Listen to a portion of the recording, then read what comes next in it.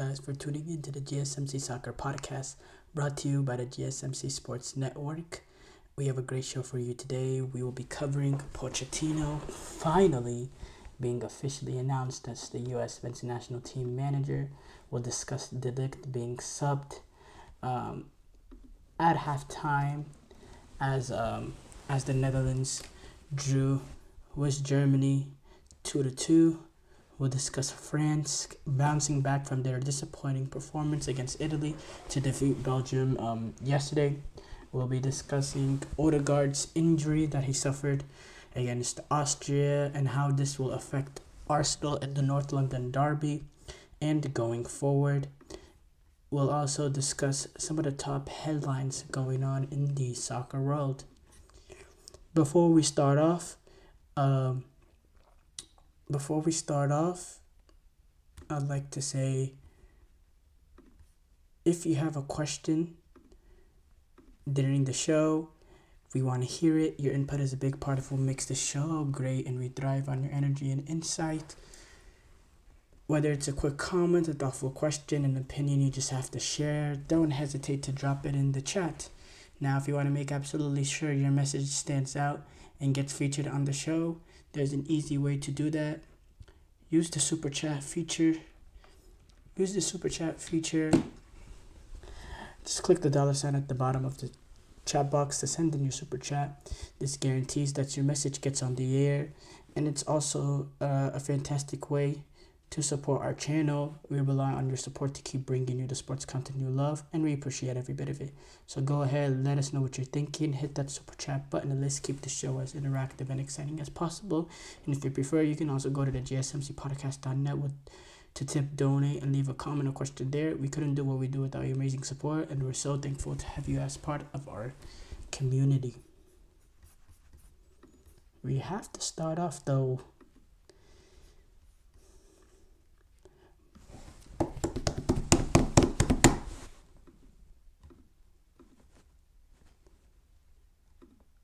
Oh my god, slight technical difficulties here.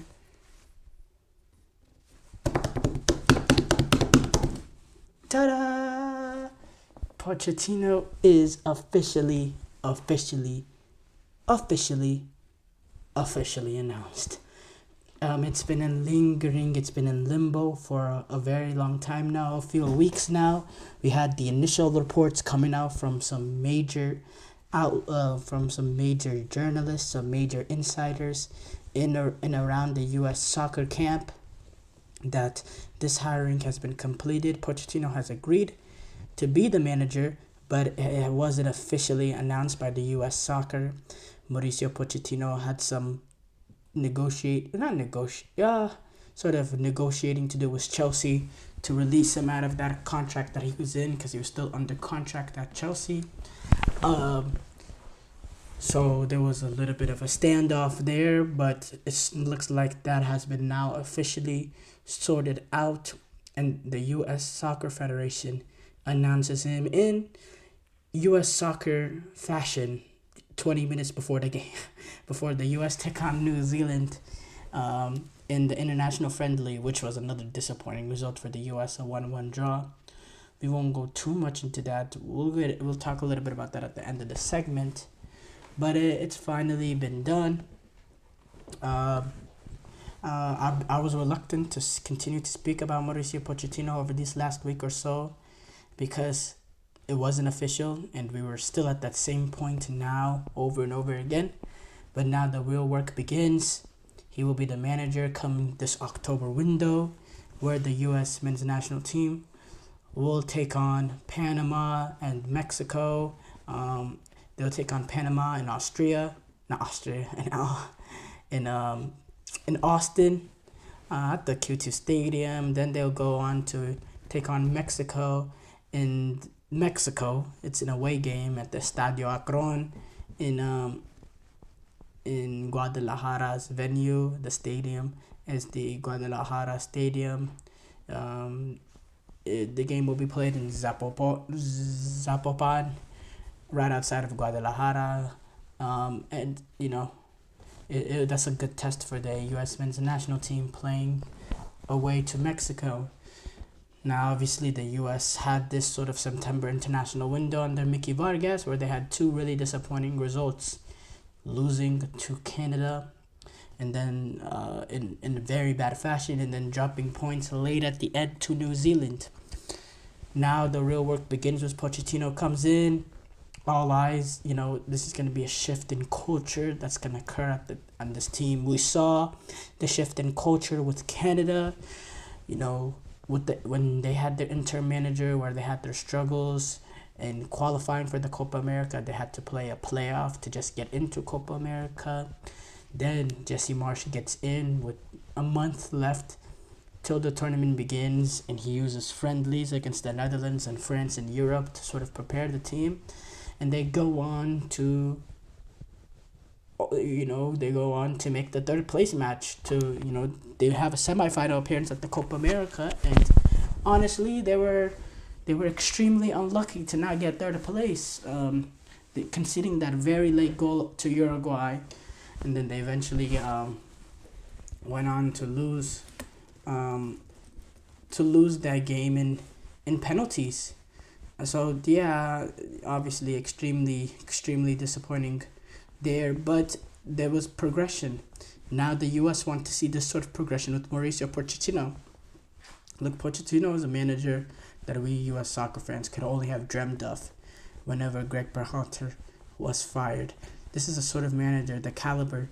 Now, with Pochettino in as the U.S. men's national team coach, there's not much managers that you can say, have a better manager than us. There's not much teams. We certainly have the best manager in the region, and that includes Jesse Marsh, who continues to go on and on and on about the U.S. Soccer Federation. It includes Jesse Marsh, Javier Aguirre, Steve McLaren taking over for Jamaica. We have the best in class in terms of CONCACAF, and we probably, when you consider all the international managers in terms of their pedigree, we probably have, in terms of what accomplishments and total CV, we probably have the best international manager. Now, obviously, he's not experienced on the international stage, and you have managers like Lionel Scaloni that's won now 2 Copa Americas, a World Cup. You have managers like Luis de la Fuente that took Spain and won the European Championship with them in dominant fashion and playing some really, really good football. So there's also other brilliant managers and managers that have actually been successful on the international stage. But in terms of total CV, there's not much managers that could match up with Mauricio Pochettino, which as a U.S. soccer fan excites me. Obviously, this is a team that's now going to work extremely hard. They're going to be put to the sword. There's going to be a lot of fitness improvement in this team. We're going to play with the faster tempo. We're going to play with the faster tempo. We're going to move the ball quicker. We're going to get numbers forward, and we're going to really take the game by the scruff of the neck and go to win the game rather than try to lose the game. Rather trying to prevent losing, we're going to go and try to win, which is going to make it fun to watch. We have some dynamic players that Pochettino is going to take advantage of.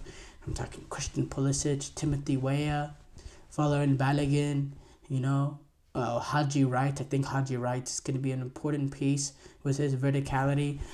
I think Pochettino is going to fancy his abilities, being flexible as well, can play that number 9 position, can play a winger position. I think Tyler Adams is going to be very pivotal in the work rate that he gives in midfield.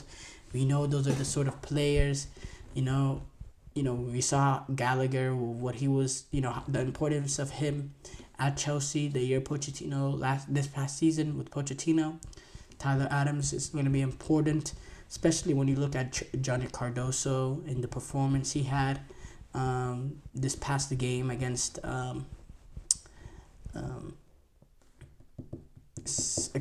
Canada, giving away a mistake that led to a goal. And overall, there's going to be a culture change and a culture dynamic change. We also, in Pochettino, we get an astronomical upgrade over Greg Berhalter. This is a manager that we're not going to have to second guess his decisions in terms of his squad. He's not gonna. Cause look, there's a lot riding on here for Pochettino.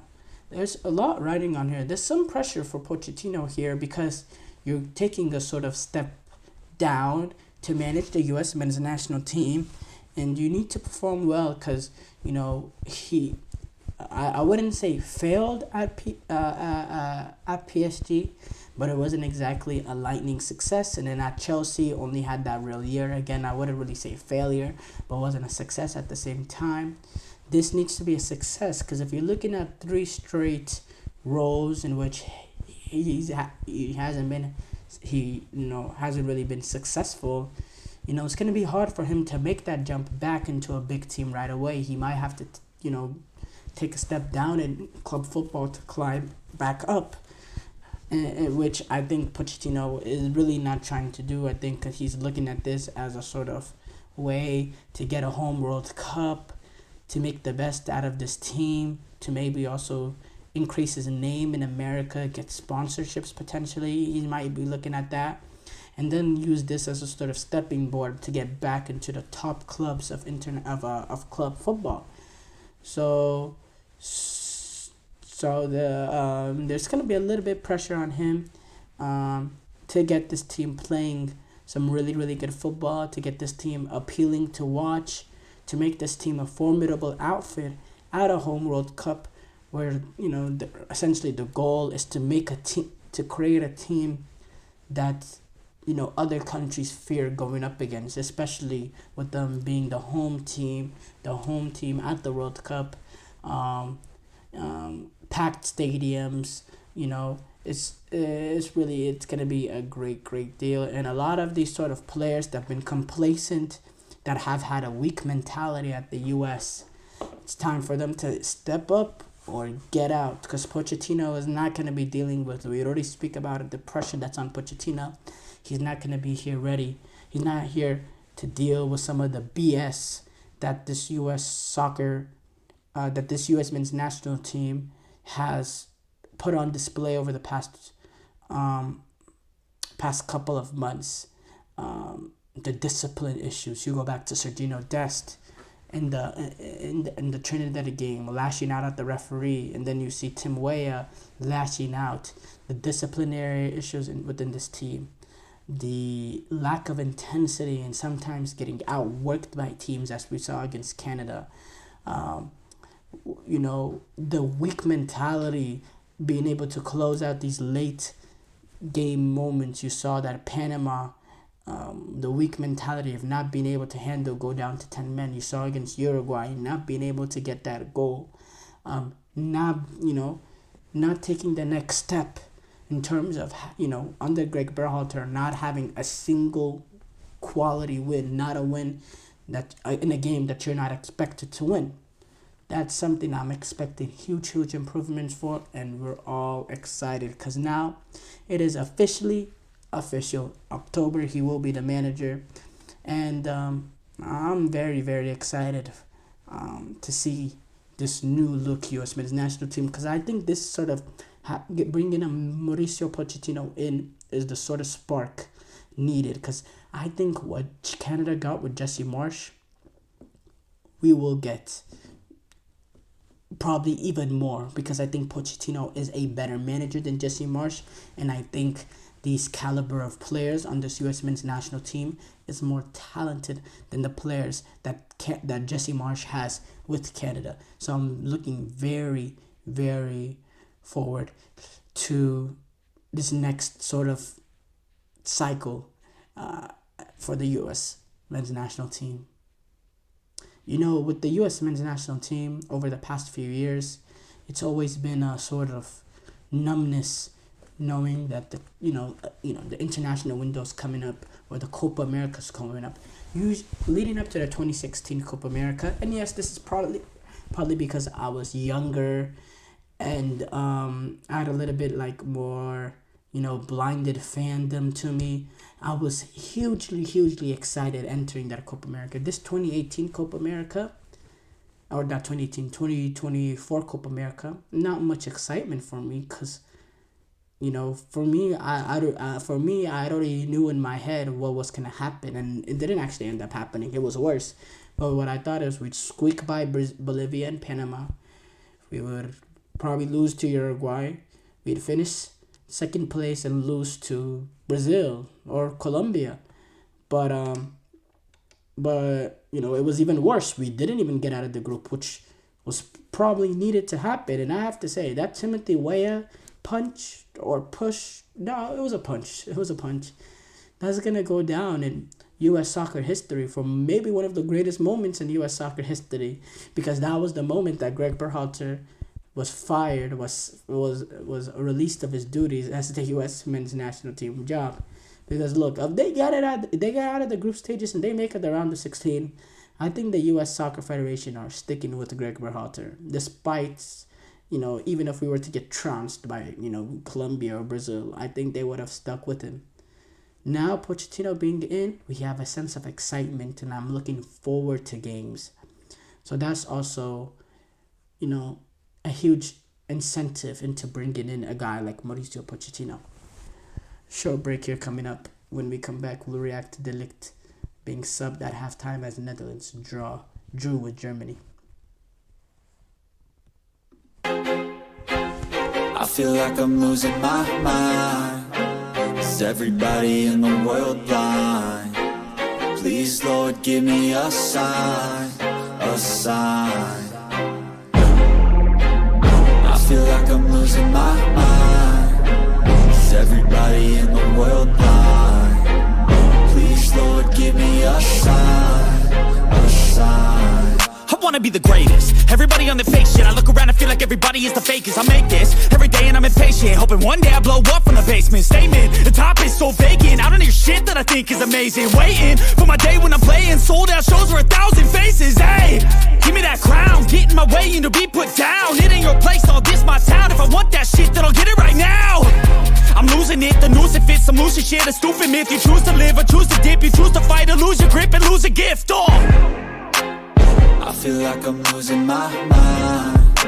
Is everybody in the world blind?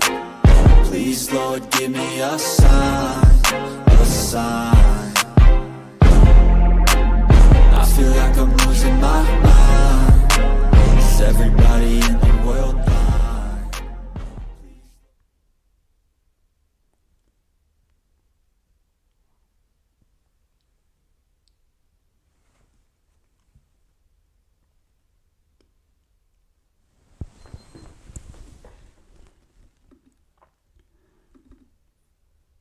Before the break, we discussed Pochettino being officially announced. We move on to react to De Ligt being subbed at halftime as Netherlands drew. My bad for the incorrect grammar there. I put draw with Germany. Netherlands drew with Germany 2-2.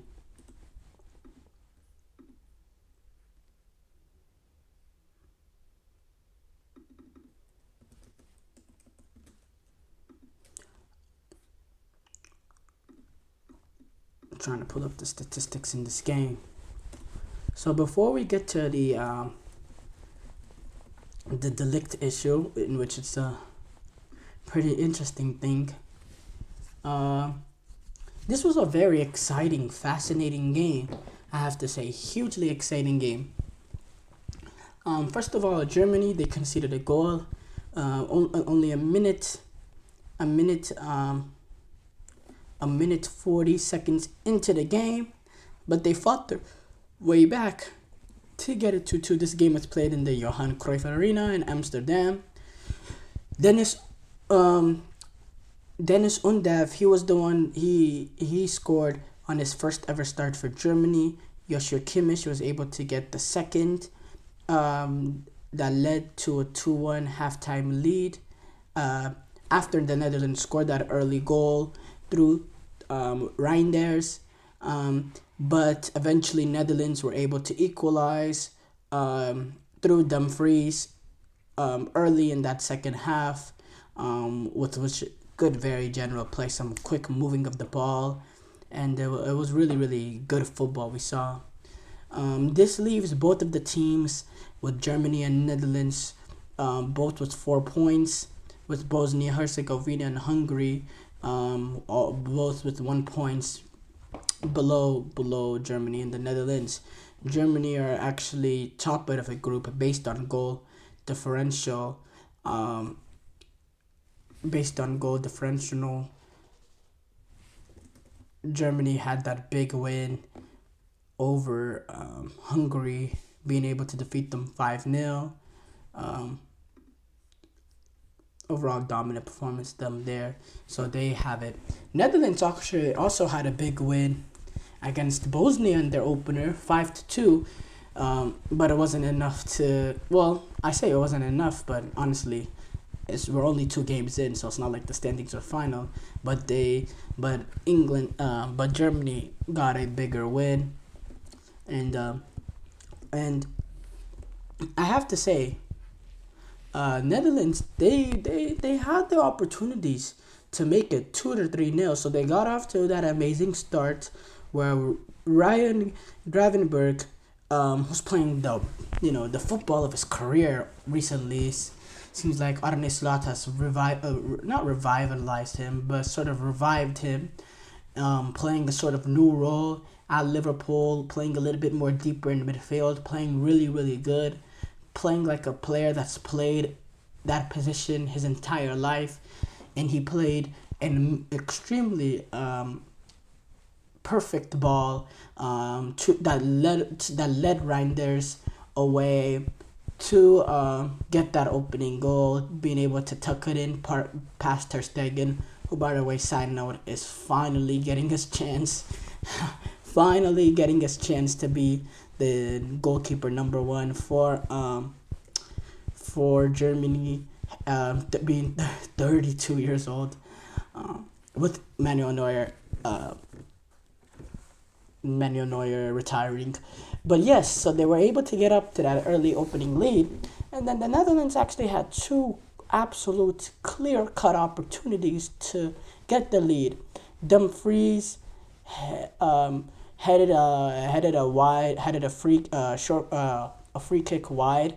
Xavi Simons hit a cross in from a free kick position. Dumfries headed it wide, and then 5 minutes later, Xavi Simons had a one-on-one opportunity after another really good pass from Gravenberch, but that went straight at Ter Stegen.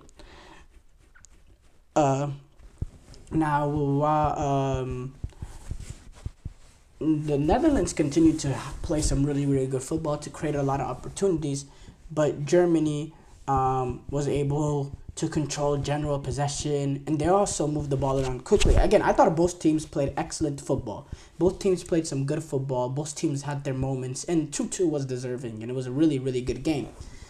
And Germany had the Dutch on their back foot after their early start. Jamal Musiala took advantage of a mistake from Matthijs de Ligt, which we'll get to later. It was a bad pass from de Ligt. Musiala intercepts it, and he's able to set up Undev on his first Germany start to get the equalizing goal in the 38th minute, and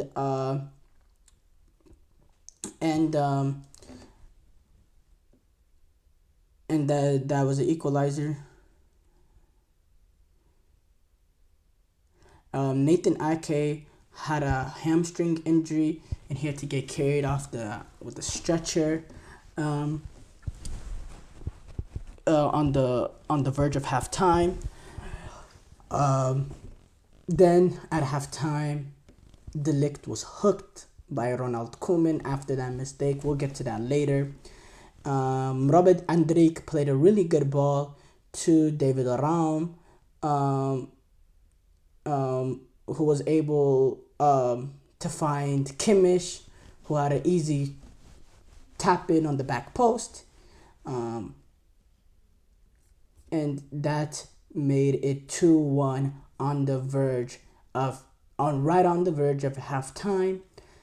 Then de Ligt was yanked at halftime. That goal came before. De Ligt was yanked at halftime.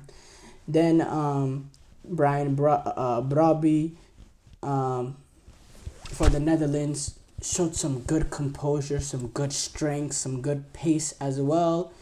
Um, to see him hold off defenders, and then he was able to get it to Dumfries, who made it 2-2 quickly after the second half began, only 6 minutes into the second half.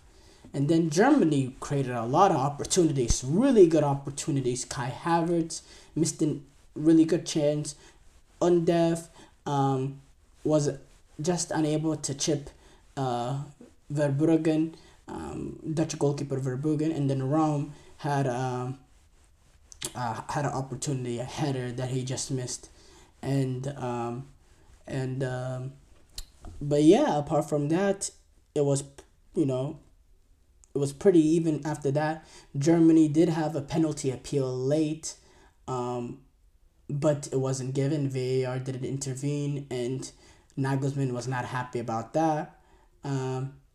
Virgil van Dijk, when speaking about the game afterwards, he said, "At times it was very good. We created chances. The guys who came on showed themselves well. This is what we want. That gives positivity." Now we go to Matthijs de Ligt, who's been under fire from the Dutch media over this international window, because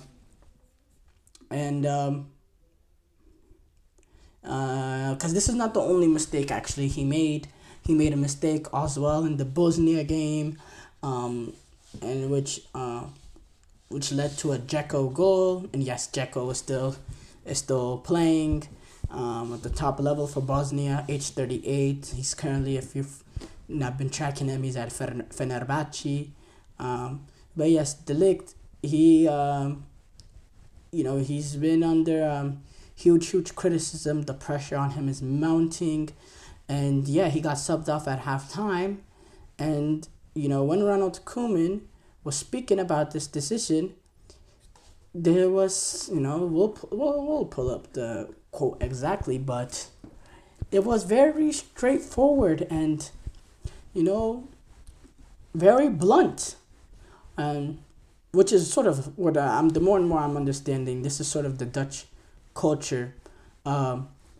When Koeman was speaking about the media, he said, "Of course, I would rather have kept Matthijs de Ligt on the pitch. It just looks like he is now in a period where all of his mistakes are being punished. I gave him a new chance today, but eventually protected him by taking him off."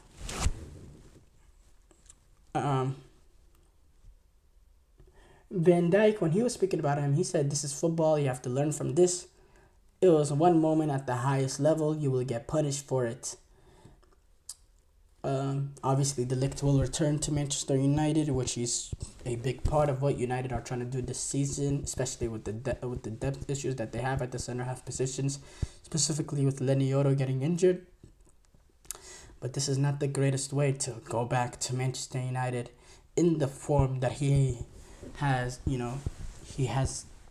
been, especially these past 2 games. Look, a lot of people were jumping on what Ronald Koeman said, but I don't think it was extreme as negative as what some people are trying to make it out to be. I think when he says it just looks like in this period where all his mistakes are being punished, he's sort of saying he's unlucky. From what I hear, how I interpret it, he's saying he's kind of going through an unlucky period because there are times where some mistakes happen, but you just don't end up getting punished with the goal. He's basically saying anytime he does make a mistake, he's just getting unlucky because it's always leading to a goal, and he's saying he's protecting him by taking him off, which I don't know if that's really protecting him. That's almost makes it worse into some people's eyes. But obviously to Ronald Koeman's eyes is not. But I'm not really critical of this. He came out with comments after now Memphis Depay, who's moved to Corinthians. He came out with comments saying, obviously, he's saying, basically not wanting to open his mouth, saying because of some of the criticism that came over how blunt he was over the Bergwijn situation, and saying he doesn't want to, it's best if I don't, open up.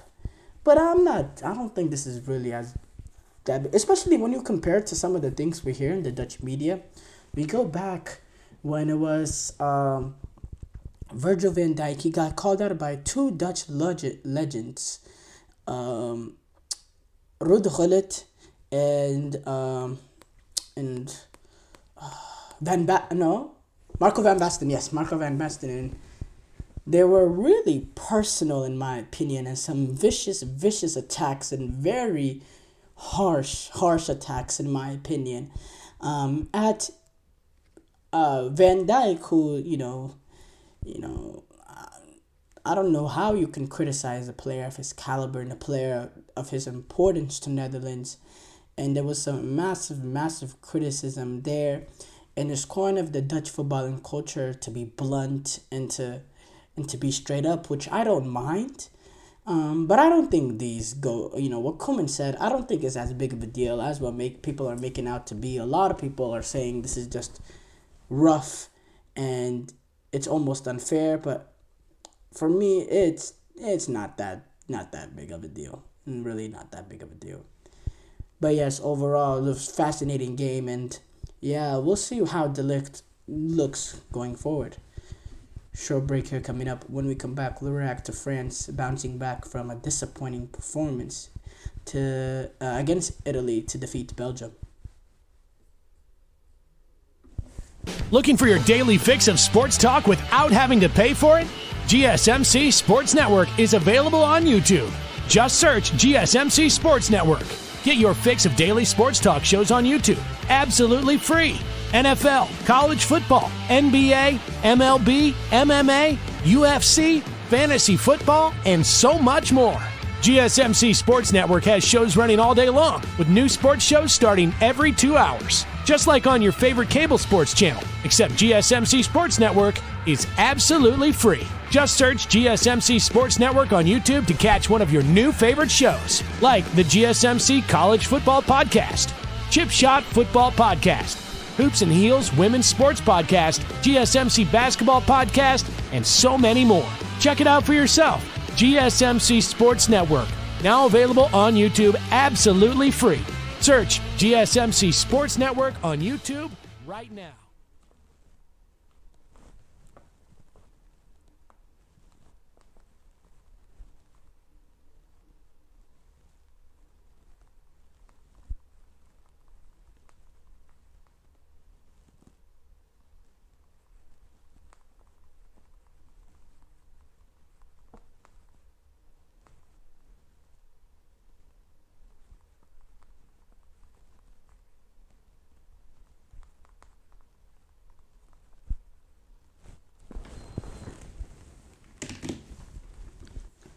Before the break, we discussed De Ligt being subbed at halftime as Netherlands drew with Germany. We move on to react to France bouncing back from a disappointing performance versus Italy, in where they went on to defeat Belgium. So this was a 2-0 win for France. Ronald Colomwani scored in the 29th minute. Ousmane Dembele scored in the 57th minute. France had 25 shots to Belgium's 9. 9 shots on target for France to 4 shots on target for Belgium. 46% possession for France to 54% possession for Belgium. But it was France that got the victory. Colomwani scored in the 29th minute, Dembele in the 57th minute. In my opinion, a comfortable game for them. And it started off with Belgium having possession, but again, that's how France operates with, Didier Deschamps. They concede possession. They're not going to go out and press and dominate the play and try to dominate the games and be on the front foot. No. They'll allow the other team to sort of control possession, and then they'll be deadly on the counterattack. They'll be deadly in individual moments, and they'll be defensively very, very solid. And that's how they've got the victory. That's how they won the World Cup. That's how they reached the final in the 2022 World Cup. And that's just France. But yeah, it was a slow start for France technically, but to be honest, this is what Didier Deschamps wants to do.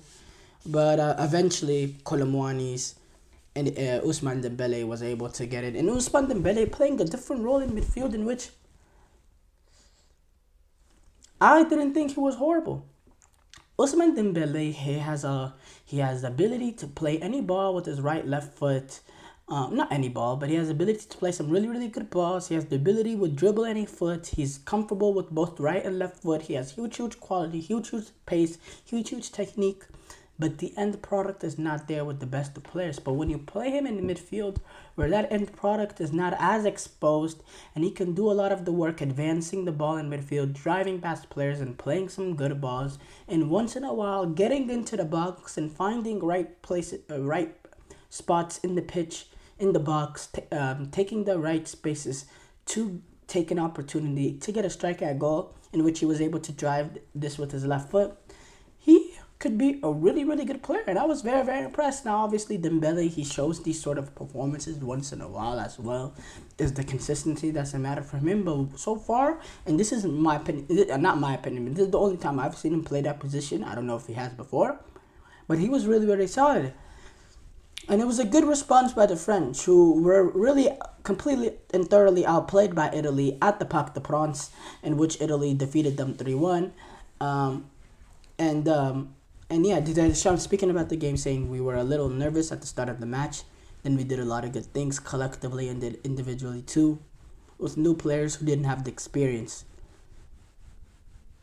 And yeah, Lewis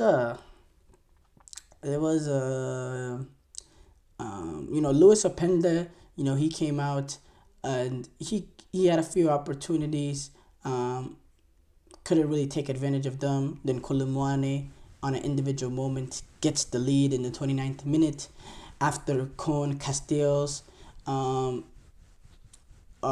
scooped a one-handed save from Dembele, shot, but led straight into the patch of Colomwani.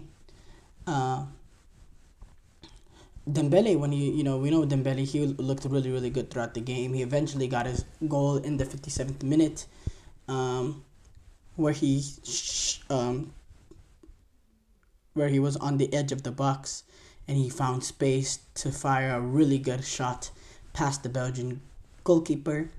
Dembele, when speaking to French television, he said, "People tell me I'm too generous and I try to pass too much. I decided to try my luck. This season, I'm going to try my luck even more to be more selfish." Belgium, they had some possession, but they didn't really have any clear opportunities. Charles de Catalar, he eventually came on in the 70th minute or so, and he was able to get a shot on goal. I thought De Bruyne played really, really good in midfield, in my opinion. But he just didn't have the players around him, and that's kind of been the story with Belgium and De Bruyne over this past couple of years or so. And it's really sometimes it's hard to watch. It's hard to watch because De Bruyne, he's out there giving it his all, and the people around him just lack that quality, and they're just nowhere near the team that they were in 2018, and it's really disappointing to see. Mbappe actually came on in the 67th minute, and he really was not that great. A few opportunities, was trying to do a little bit too much, and he did look lively in dangerous areas. But I thought there was a few opportunities he had to play someone in, or to play an easy ball that could lead to a better opportunity, and they had a little bit of a selfish tendency trying to get that goal. But overall, I thought France were, comfortable victors in this game. I thought they really controlled this game, and they played exactly how they wanted to play. And I think this will quiet the noise just a little bit, especially, with the, with what happened at this European Championship. They want to build something again going forward, entering the 2026 World Cup, and these Nations League games are their sort of, these, and then the World Cup qualifiers are are there games that they have to sort of, improve as a team, and we continue to get a good look at them. But obviously, we know the pedigree that they have. They still have real quality. It's just, do they have that sort of killer will that those French teams in 2018 World Cup and that 2022 World Cup? Does this team have that killer will, has that fiery edge? Is Didier Deschamps' tactics still the best approach for this French national team, or do they need a more offensive-minded approach? Because you go up against some of these better teams like Spain, and you let them have possession like France generally do. These better teams like Spain, they can take advantage of it and create some good chances, even with how tight France are defensively, how good they are defensively. They still have the quality to take advantage of the opportunities that come their way.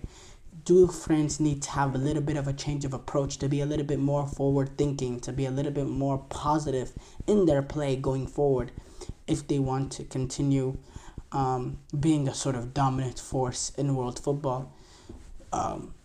That's a question that Didier Deschamps will need to ask. Show break here coming up. When we come back, we will discuss Martin Odegaard's injury.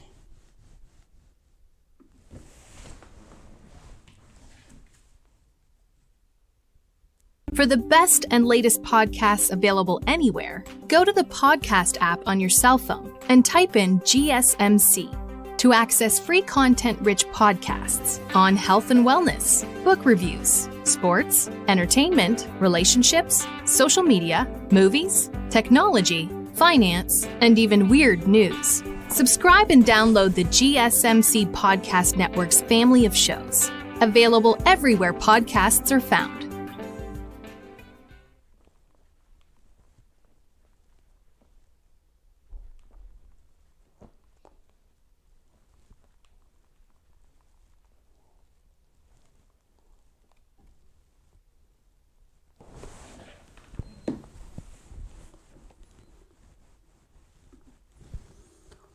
Before the break, we discussed France bouncing back from a disappointing performance versus Italy. We move on to discuss Martin Odegaard. He suffered an injury in the Nations League tie against Norway. Not against Norway, against Austria, in a game that they surprisingly defeated Austria. With a winning goal in the 80th minute from Erling Haaland. But they had that victory. But the big news coming out of this game is the injury suffered from Martin Odegaard, and it looks to be a bad one. He was seen on crutches going back to England after he suffered a bad ankle injury, and this is bad news with Arsenal looming. We talk about the with the North London Derby coming up this Sunday against Tottenham. But going forward, the Champions League is going to start that following midweek, and then you have games like City coming up after that.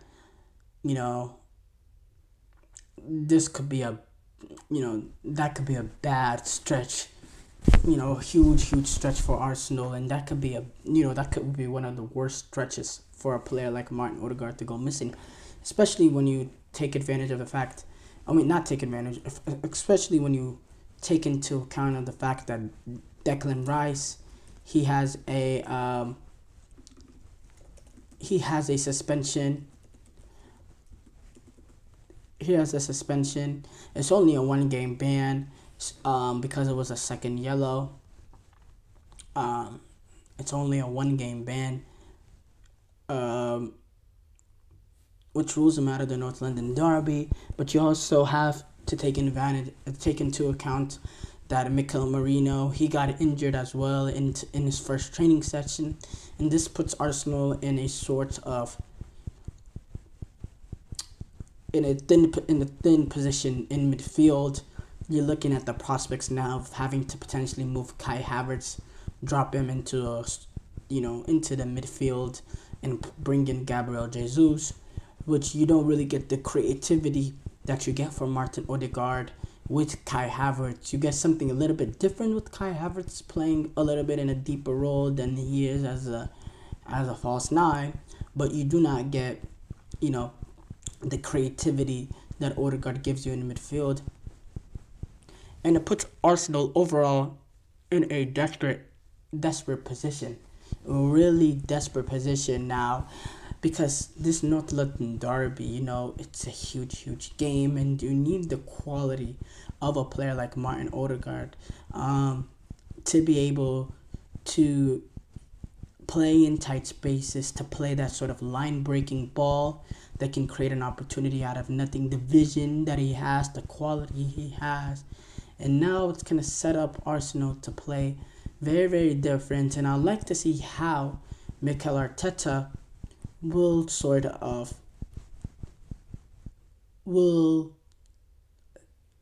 set up Arsenal in this game with Martin Odegaard being out. Because we also another thing too, with Arteta, with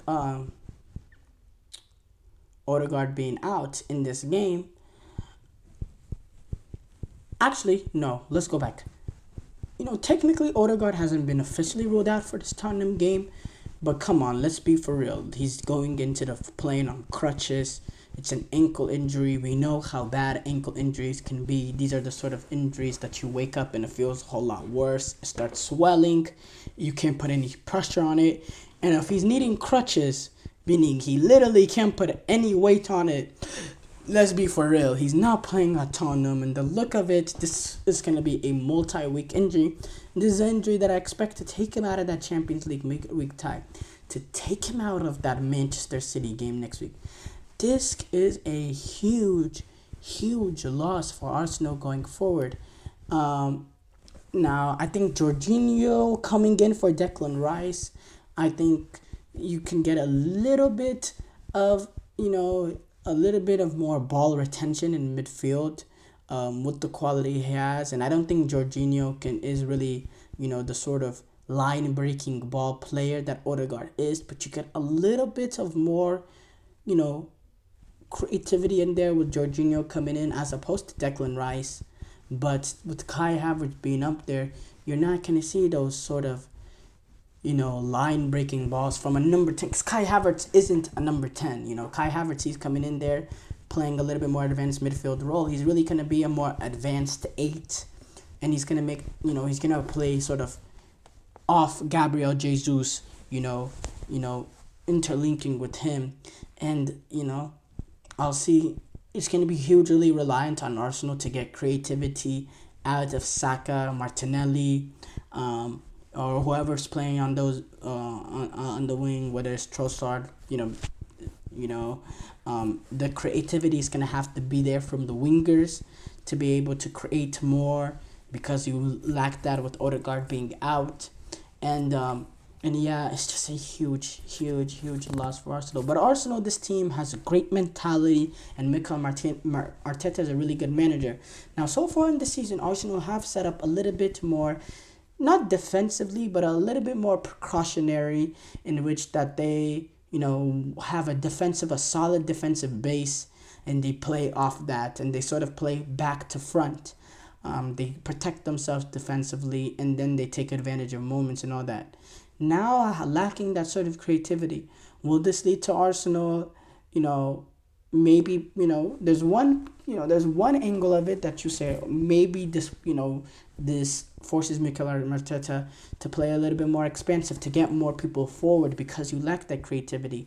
But also, there's also another side of it where you can say, okay, maybe this leads to Arteta continuing this sort of, defensive format, because you don't have as much going forward. So it's really important to keep that clean sheet and hope that the quality of Saka, Martinelli, Gabriel Jesus, Kai Havertz can nick a goal here and there that will be enough to get that sort of victory.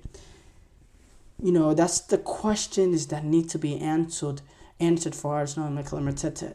And keep in mind, this North London derby, you're going up against a Tottenham that hasn't been clinical in front of goal, but has played in all 3 games excellent football. Now they've had 2 disappointing results: that opening day disappointment against Leicester, and that game against Newcastle. But those were both games that, in terms of general possession, in terms of general play, in terms of chances created, they dominated the game.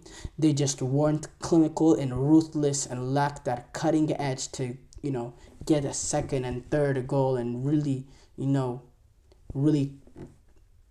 take control in those games. They lacked that sort of finishing edge to them. Now with Dominic Solanke, him potentially coming back in, because he was not there in that game that they lost to Newcastle. Can that make a difference? Is he the guy that can get you the goals? That still remains to be seen. But Tottenham can play some really good football. So this does put Arsenal in a really tricky position. I have to say, this is a massive injury. Big loss. Short break here coming up. When we come back, we'll react to some of the top soccer headlines.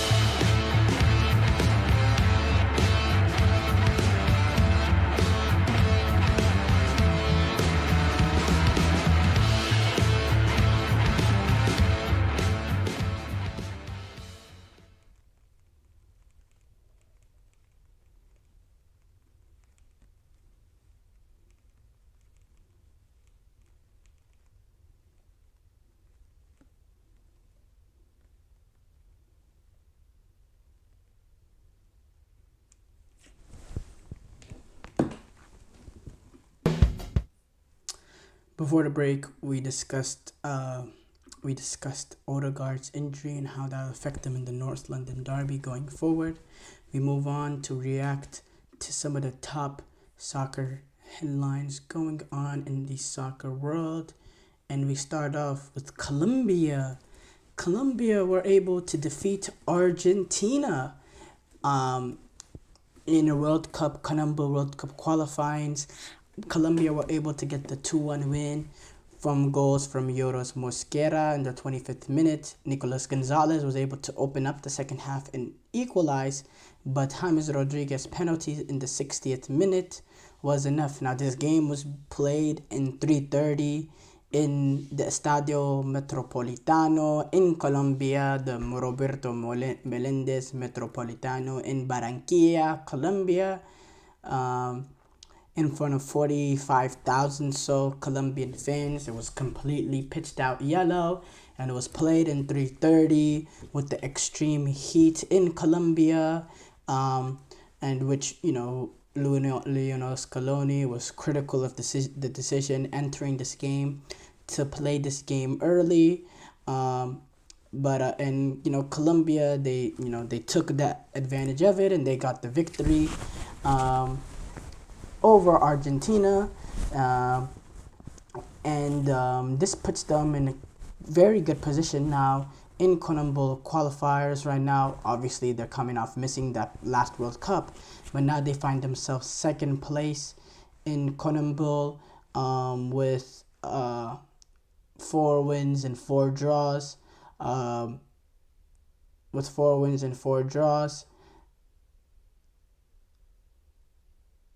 And that puts them in second place with 16 points. There was also some other results from this window. Brazil Brazil lost to Paraguay at in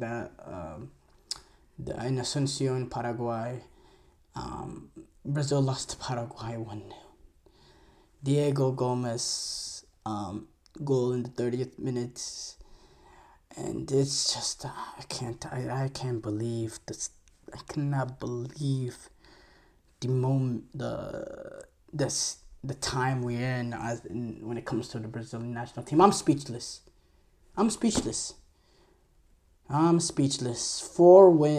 This team has 3 wins, 1 draw, 4 losses in CONMEBOL World Cup qualifying. They find themselves in 5th place with 10 points. 10 points. They have 10 points with 8 games played.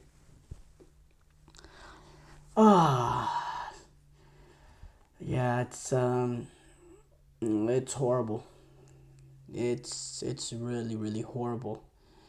I'm sure we are gonna go more in depth with this game tomorrow. I didn't have enough time to collect myself after the end of this game to discuss this today. I need to do a little bit more game analysis. But shocking loss. Venezuela and Uruguay finished stale at in Venezuela 0-0. Venezuela really the more dominant team in that game. Bolivia got the win over Chile again, and this was at Chile, and this is a good cycle for Bolivia. So far on World Cup qualifiers, getting that 2 victories puts themselves up now to 9 points, and puts them in a not great position, but now they can compete going forward. And now Chile, wow, what a devastating fallout from some of the greatest, from some great Chile teams that we've seen in, this past decade or so. This Chile team is far off it. They find themselves now 9th place in CONMEBOL World Cup qualifiers with only a win, 2 draws, and 5 losses. But yeah, and then Ecuador, they were able to get a 1-0 win over Peru. So yeah, now obviously, with the standings, Argentina, Colombia, Uruguay, Ecuador, Brazil, those are the top 5. Venezuela 6, Paraguay 7th, Bolivia 8, Chile 9, Peru 10. We're not quite halfway there yet. We're almost there, halfway through World Cup qualifiers, and we're getting to the nitty-gritty. In the October window, Bolivia will take on their opening games. Bolivia will be taking on Colombia, Ecuador taking on Paraguay, Venezuela taking on Argentina, Brazil take on Chile, and Peru take on Uruguay. These are some big games for these countries to make that mark, so they can reach that 2026 World Cup in U.S. And obviously, there's more breathing room in past CONMEBOLs with I believe 7 teams. 7 teams getting in now, I believe so. Let's fact check that actually.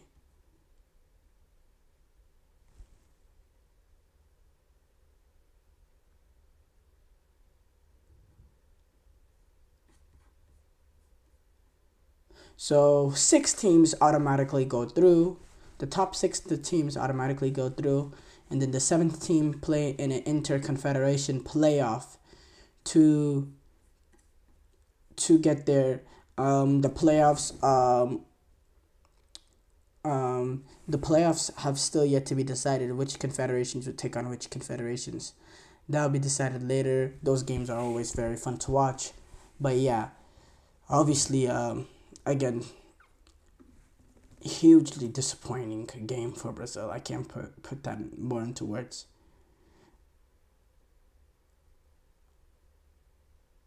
Harry Kane was able to get 2 goals as he marked his 100th game for England. He has 100 caps, which is an illustrious spot to find yourself in, and he continues to have a sort of illustrious career for the England men's national team. So great achievement for him. And speaking of that, England did go and defeat Finland 2-0, in which, by the way, if you're wondering why they're taking on Finland and Ireland, England did get relegated to League B of the Nations League. It seems that nobody talks about it because people don't really understand the importance of Nations League. Or no, there is no importance really to Nations League, besides to some of these, lower European nations that need this sort of pathway to qualify for major international tournaments, because it provides you sort of a backup route there. Greece were able to defeat Ireland as well 2-0 in that same group. Czech Republic were able to get past Ukraine 3-2. Hungary and Bosnia and Herzegovina finished 0-0. That's actually the same group with Germany and the Netherlands. But yes, we conclude the show there. Thank you guys for tuning into the GSMC Soccer Podcast, brought to you by the GSMC Sports Network. Your support means a lot to us, so please remember to subscribe to the show and leave a positive review. It really does make a difference. We also invite you to follow us on Facebook, Twitter, TikTok, and Instagram for more content and updates. Thank you once again, and have a wonderful, wonderful day.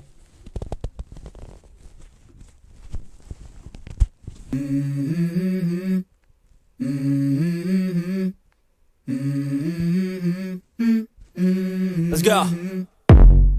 I wake up to